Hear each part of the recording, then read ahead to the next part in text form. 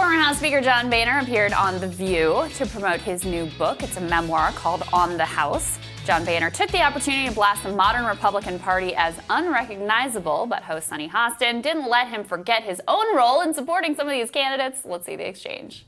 Speaker, talking about crazies, throughout this book, you describe how your party has been taken over by kooks and lunatics who, quote, want to blow up Washington. And you say you were the mayor of, quote, Crazy Town.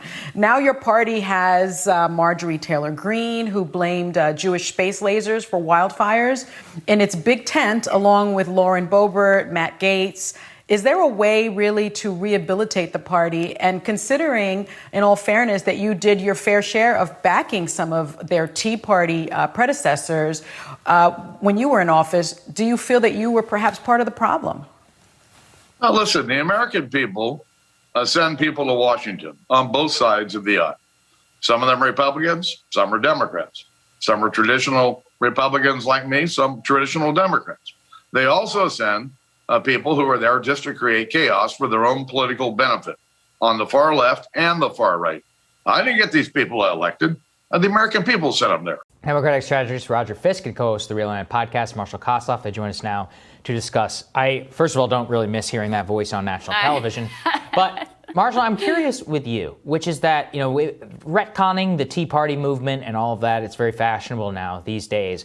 It is fascinating to see Boehner trying to basically, he, in one hand, blames Trump. He's like, well, Trump was terrible, January 6th, all of that. He says, I voted for him in 2020. And if you'll recall, he voted for him in 2016.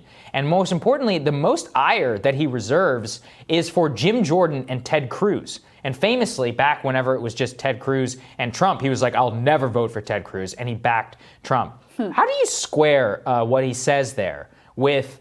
See, he's like, Republican Party's run by crazies. But whenever it came down to it, he was not willing to back Cruz over Trump. And to this day, still hates Cruz much more than he hates Trump.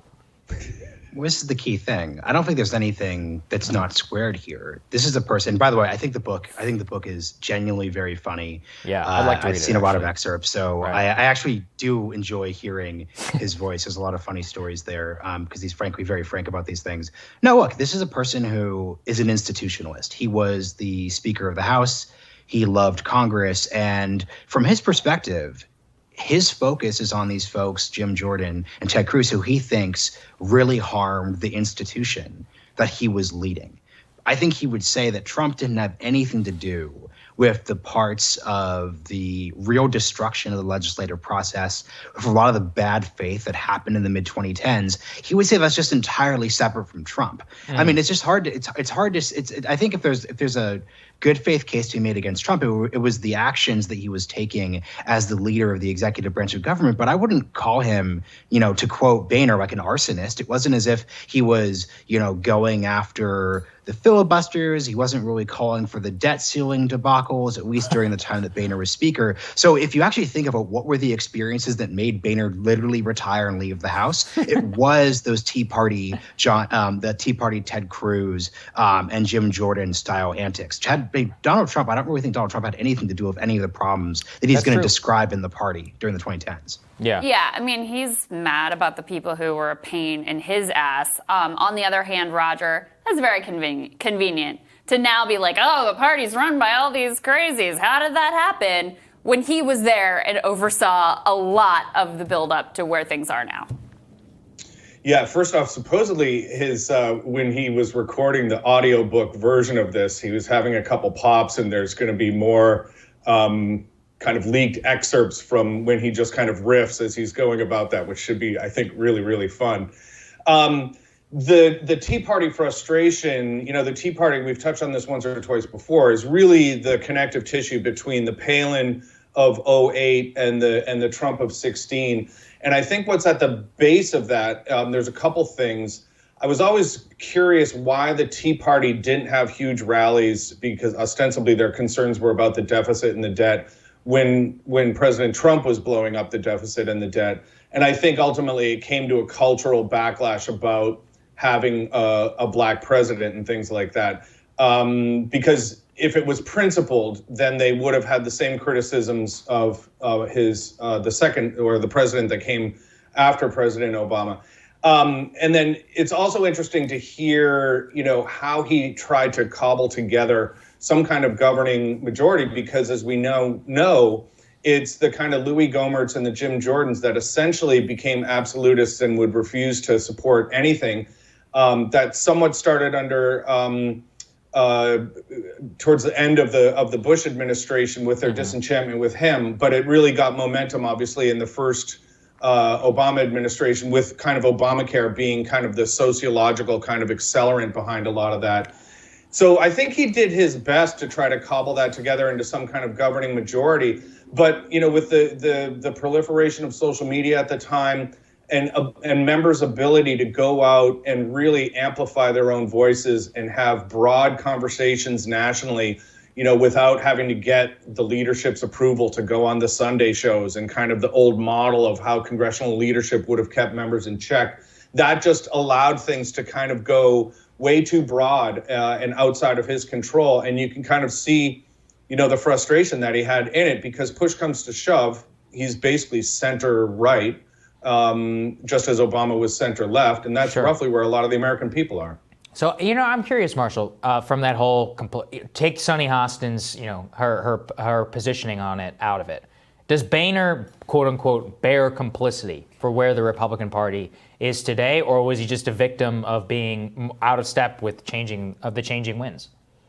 This is really funny because I did not expect to wake up and be the John Boehner explainer today. But John Boehner, during the 2010s, was the captain of the Titanic as it was sinking. And the Titanic in this case isn't the Republican Party. The Titanic is, like Roger said, a 20th century version of Congress, where the speaker holds all this power, where there are the committees, where the RNC matters so much, where the party could say, hey, if you do not do what the speaker says, we will not fund you and you will lose your primary.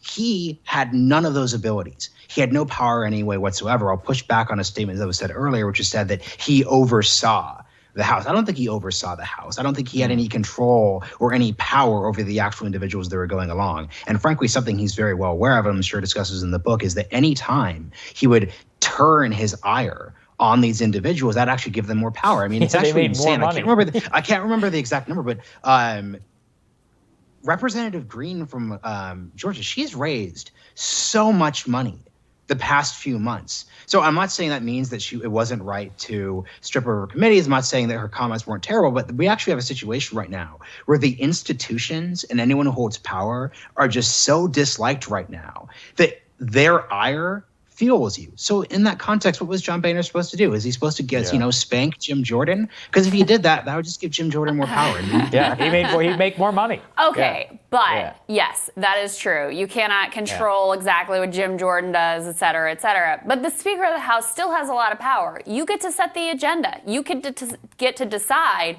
where the caucus ultimately goes.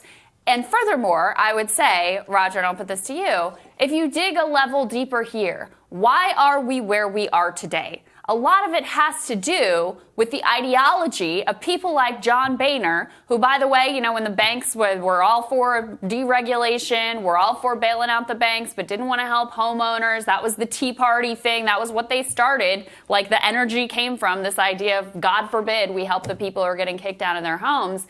That corporate ideology, and by the way, he walks down to Washington and goes and gets himself nice corporate gigs.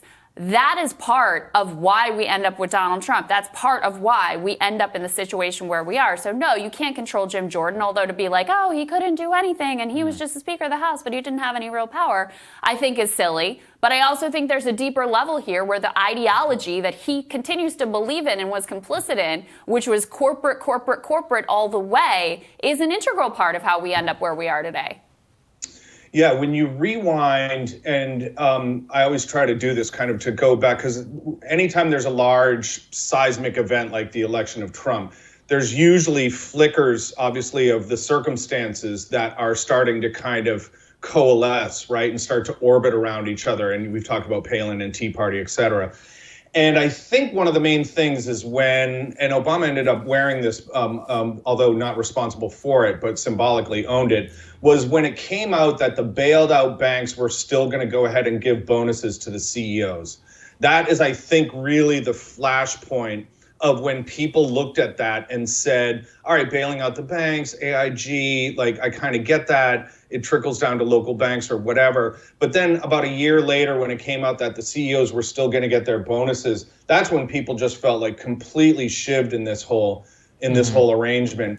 And then the ire ended up on both parties, and you could actually say that it ended up on Obama and Boehner. And to Marshall's point, and about the change in the institutionalism of the whole arrangement within Congress, Boehner tells a story of sitting down with Bachmann, and she didn't ask for a seat on the House Ways and Means Committee. She told him that she wanted and expected a seat on the House Ways and Means Committee. And he, in his account of the story, she leaves, and he realizes that she has more power than him in that way. She's going to walk out that door like Matt Gaetz going up to Wyoming or any number of other things. She's going to walk out that door and complicate things for some of his centrist, supporters, go out and get them primaried. So all of a sudden he thinks he has, 215 votes in his back pocket, and all of a sudden he's got 195, things like that. So it's very, very interesting to see how he kind of navigated that. And then I also think, it's fun to just think that he's also out there after everything he's been through, and he's representing marijuana. Well, yeah, that's a whole other conversation there. Big That's tobacco marijuana, by the way. That's a whole other conversation. All right, fascinating Thank you, guys. talk, guys. Great to be with you. Thank you. Thanks. Our friend Brianna Joy Grace joins us next to talk about a large annual tax gap. That's when Rising continues.